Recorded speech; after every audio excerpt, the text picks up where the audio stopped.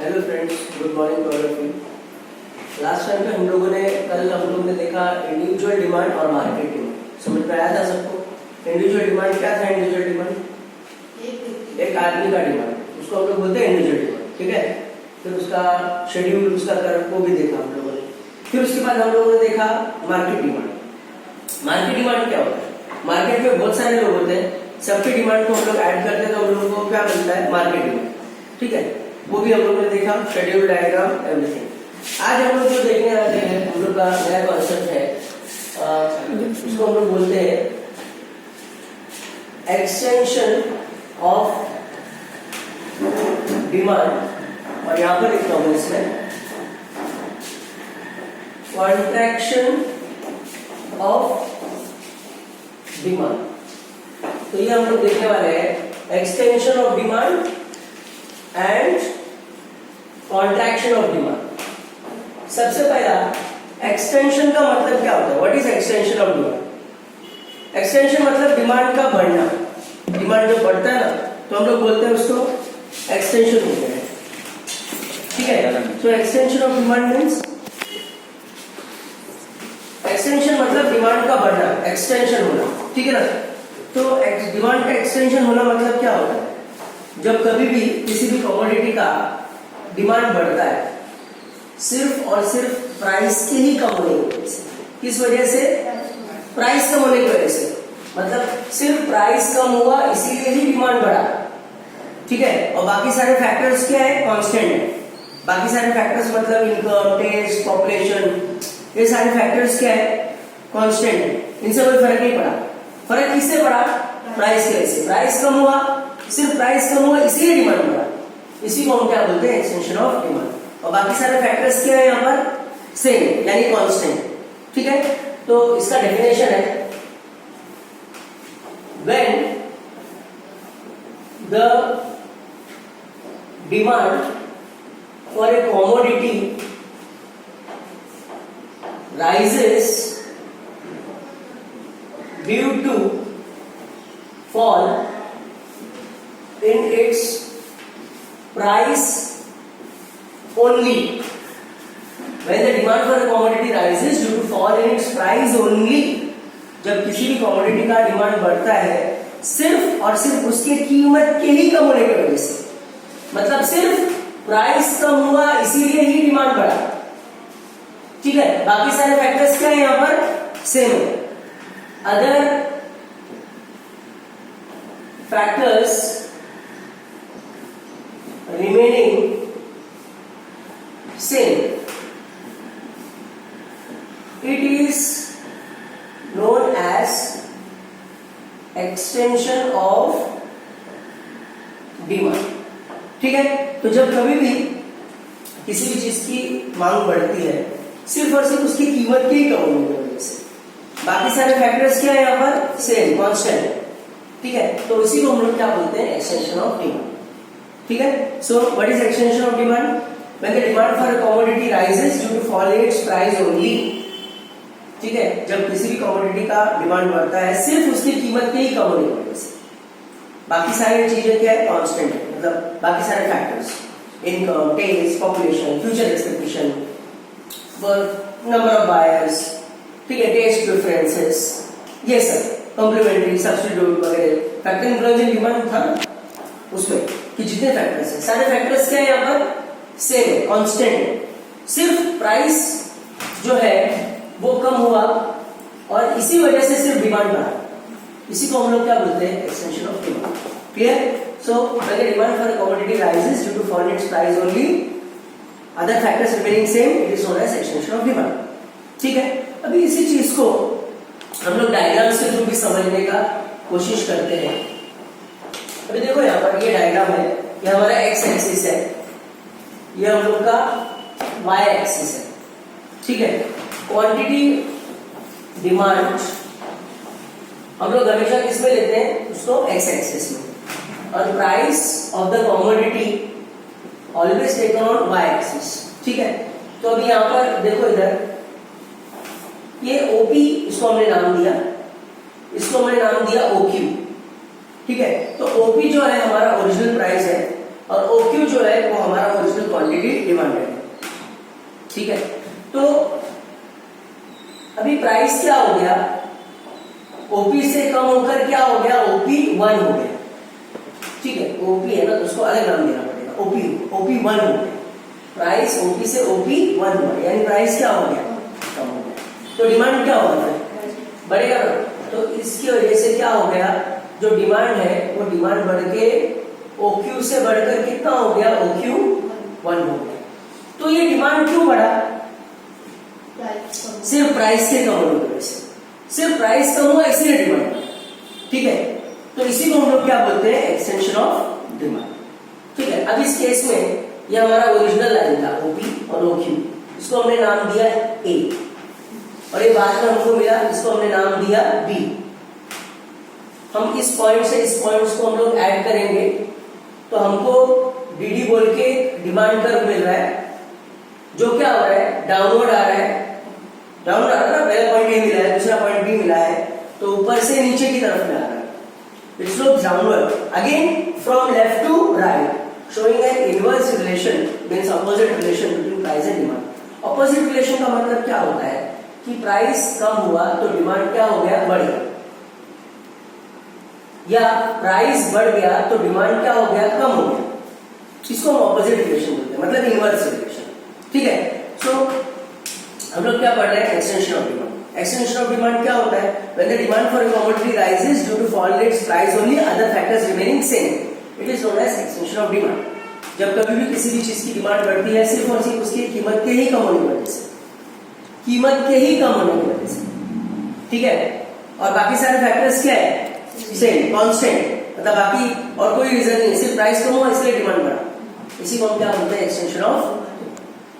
फिर हमने डायग्राम बनाया, यहाँ पर क्वांटिटी डिमांड हमने लिया एक्स एक्सिस में, प्राइस को हमने लिया वाई एक्सिस में। ये ओपी जो है हमारा ओरिजिनल प्राइस है, ओक्यू जो है हमारा ओरिजिनल क्वांटिटी डिमांड है। ठीक है, अब जैसे ही प्राइस हमारा कम हुआ, ओपी से ओपी 1 हुआ, यानी कम हुआ, तो हमारा डिमांड क्या हो गया, ओक्यू से ओक्यू 1 हो गया। प्राइस कम होगा तो डिमांड तो बढ़ेगी। ठीक है, तो ओक्यू से ओक्यू 1 हो गया। हमको 2 पॉइंट मिले ए बी, जब हमने इस पॉइंट को ज्वाइन किया तो हमको डीडी बोल के डिमांड कर्व मिला, जो क्या हो रहा है, slopes downward from left to right, showing inverse relation between price and quantity demand. Clear, तो ये डायग्राम है। अब डायग्राम को हमको एक्सप्लेन करना है अपने लैंग्वेज में, एग्जाम में 5 मार्क के 4 मार्क के लिए पूछेंगे इकोनॉमिक्स में। ठीक है, तो उसको हम एक्सप्लेन कैसे करेंगे, quantity demanded is taken on X axis, price of the commodity is taken on Y axis, OP is our original price, original मतलब पहले से, OQ is our original quantity demand. When price falls from OP to OP 1, जैसे price OP से OP 1 हुआ, हमारा demand OQ से OQ 1 हुआ। We got 2 points A and B.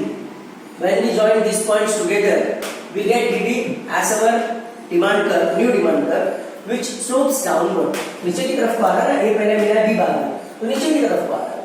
It slopes downward from left to right. Left से right की तरफ में आ रहा है, यहाँ से ऐसा, यानी लेफ्ट से राइट की तरफ में आ रहा है। और ये inverse relation, showing N inverse relation between price and quantity demand. Okay, so this was extension of demand. Start.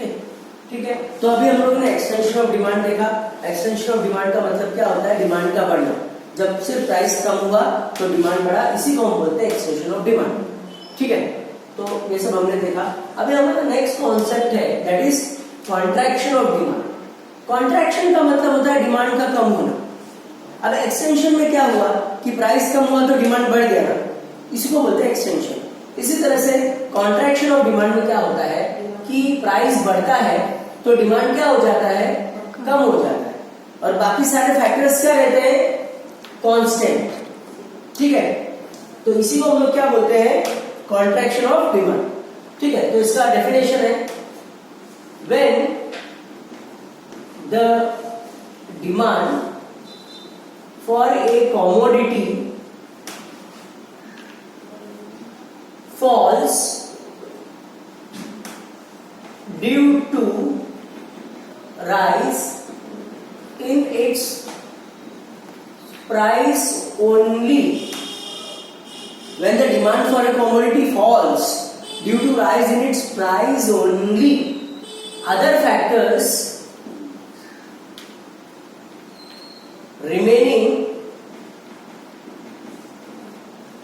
Same, other factors remaining same.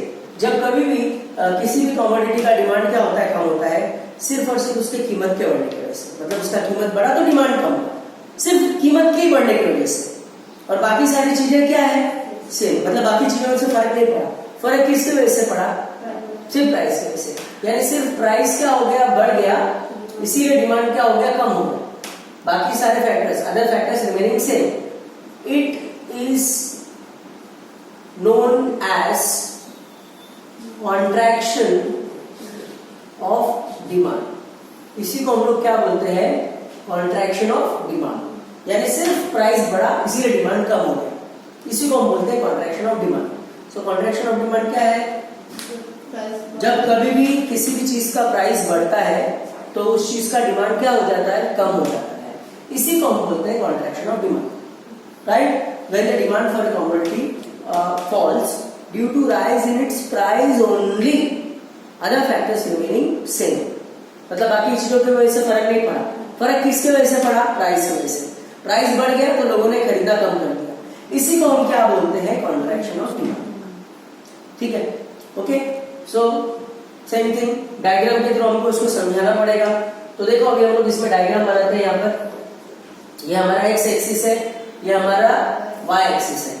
Price हमेशा की तरह हम लोग यहाँ पर लेते हैं वाई एक्सिस में, price always in rupees and quantity demanded always we take in kgs. Quantity हमेशा केजीज में आता है। ठीक है, तो देखो यहाँ पर इसमें ये हमारा ओपी जो है ये ओरिजिनल प्राइस है और ओक्यू जो है ये हमारा ओरिजिनल क्वांटिटी डिमांडेड है।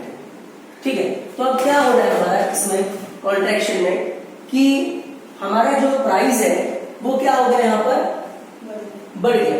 ठीक है, तो प्राइस हमारा ओपी से ओपी 1 हो गया।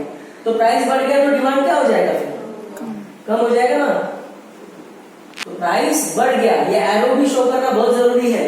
उसमें भी, वो डायग्राम में भी एरो बताना पड़ेगा ना तुमको कि कम हो रहा है कि ज्यादा हो रहा है।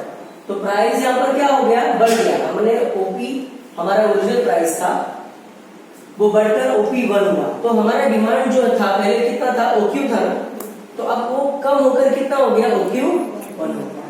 तो सिर्फ प्राइस बढ़ा इसीलिए हमारा डिमांड क्या हो गया, कम हो गया। तो यहाँ पर जो डिमांड हमारा जो कम हो रहा है वो सिर्फ किस एक वजह से हो रहा है, सिर्फ प्राइस के बढ़ने की वजह से। बाकी और सारी चीजें क्या है, same, other factors remaining same. Okay, when the demand for a commodity falls, कभी भी किसी भी कमोडिटी का अगर डिमांड कम हो रहा है सिर्फ और सिर्फ उसके प्राइस के ही बढ़ने की वजह से, बाकी सारी चीजें क्या है, सेम। इसको हम लोग क्या बोलते हैं, contraction of demand. Clear? So when the demand for a commodity falls due to rise in its price only, other factors remaining same, it is known as contraction of demand। ठीक है, और हमारा डायग्राम है, हमने यहाँ पर quantity demand जो हमने एक्स एक्सिस में लिया, प्राइस को हमने किधर लिया, वाई पे लिया। ओपी जो है हमारा ओरिजिनल प्राइस है, ओक्यू जो है हमारा ओरिजिनल क्वांटिटी डिमांड है। ये पॉइंट को हम नाम दे देते हैं ए। ठीक है, अब प्राइस क्या हो गया, ओपी से क्या हो गया, ओपी 1 हो गया। यानी प्राइस क्या हो रहा है, इंक्रीज हो रहा है। क्या हो रहा है, प्राइस इंक्रीज हुआ। तो प्राइस बढ़ा तो डिमांड क्या हो गया हमारा, ओक्यू से कम होकर कितना हो गया, ओक्यू 1 हो गया। तो ये हमको एक पॉइंट दूसरा मिला, इसको हमने नाम दिया बी। अब हमारा जो डिमांड कर्व हो रहा होगा वो ऐसा जाएगा। ठीक है ना, क्योंकि पहला पॉइंट ये है, बाद का पॉइंट ये है। हमने एक्सटेंशन में जो देखा था वो डिमांड कर्व हमारा नीचे को आ रहा था, क्योंकि पहला पॉइंट ये था, दूसरा पॉइंट बी था। और यहाँ पर ए जो है पहला पॉइंट है जो कि नीचे की तरफ में है, और बी जो है दूसरा पॉइंट है वो ऊपर की तरफ में है। तो हमको जो डिमांड कर्व मिला वो हमारा डिमांड कर्व कैसे शिफ्ट हो रहा है, अपवर्ड हो रहा है, ऊपर की तरफ हो रहा है। और वो भी कहां से कहां को हो रहा है, ये राइट साइड है, दिस इज राइट हैंड ना, दिस इज लेफ्ट हैंड। तो राइट से लेफ्ट की तरफ में हो रहा है, मतलब इधर से इस तरफ में आ रहा है। तो हम लोग को डिमांड कर्व मिला जो क्या हो रहा है, which is shifting upward from right to left, from right to left. ये हमने जो पढ़ा इसमें हमारा जो डिमांड कर्व था वो लेफ्ट से राइट में आ रहा है, ठीक है। ये सब फिगर लाइन्स में पूछते हैं एग्जाम्स में, ठीक है। तो इस तरह से हमको एक नया डिमांड कर्व मिला, इसको हमने नाम दिया डीडी। ये क्या हो रहा है, ऊपर की तरफ में जा रहा है और कहां से कहां को जा रहा है, राइट से लेफ्ट की तरफ जा रहा है। और ये हमको कैसा रिलेशन बता रहा है, प्राइस और डिमांड का इनवर्स रिलेशन। इनवर्स यानी क्या होता है, ऑपोजिट रिलेशन, ठीक है। तो what is contraction of demand, when the demand for a commodity falls due to rise in its price only, other factors remaining same, it is known as contraction of demand। जब हमारा commodity का demand जो है वो कम हो जाता है सिर्फ और सिर्फ कीमत के बढ़ने की वजह से, बाकी और कोई चीज की वजह से नहीं, बाकी सारे फैक्टर्स क्या है, सेम थे। इसी को हम क्या बोलते हैं, कॉन्ट्रैक्शन ऑफ डिमांड, ठीक है। हमने डायग्राम बनाया, क्वांटिटी डिमांड हमने एक्स एक्सिस में लिया, प्राइस हमने वाई में लिया, ओपी जो था हमारा ओरिजिनल पॉइंट है, OQ जो है हमारा ओरिजिनल क्वांटिटी डिमांडेड है। जैसे ही प्राइस OP से OP1 हुआ यानी प्राइस बढ़ा, ये एरो बताया आपको, ऐसे ही हमारा डिमांड OQ से क्या हो गया, OQ1, मतलब डिमांड क्या हो गया, कम हो गया। सो डिमांड जो कम हुआ सिर्फ किस वजह से हुआ, प्राइस के बढ़ने से। प्राइस बढ़ा तो डिमांड क्या हो गया, कम हो गया।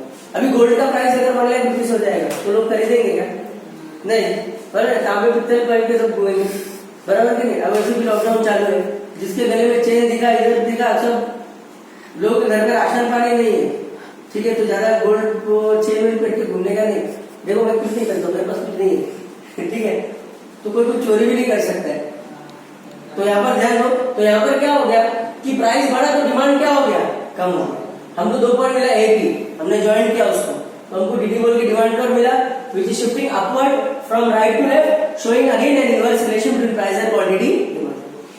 क्लियर हो गया। डायग्राम को हम एक्सप्लेन कैसे करेंगे, एक्सप्लेन हमको अपने आप से करना पड़ता है, लेकिन language of answer should be proper, ठीक है। तो देखो इसमें quantity demanded is taken on X axis, price of the commodity is taken on Y axis, OP is original price, OQ is original quantity demanded. We get point A, right?